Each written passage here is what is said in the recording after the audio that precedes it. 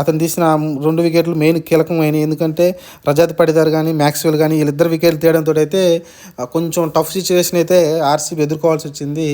విరాట్ కోహ్లీ ఒక పక్క ఎండ్లో ఉన్నప్పటికీ విరాట్ కోహ్లీ కూడా బ్రాడ్‌ని నిదానంగా స్లోగానే ఆడాడు. పెద్దగా భారీ షాట్లు అయితే ఆడలేదు. మీరు అర్థం చేసుకోవచ్చు అతను 4 ఓవర్‌లో ఒక్క బౌండరీ కూడా ఇవ్వలేదంటే మీరు అర్థం చేసుకోవచ్చు అతను ఎంత బాగా బౌలింగ్ వేశాడు అనుకోవచ్చు.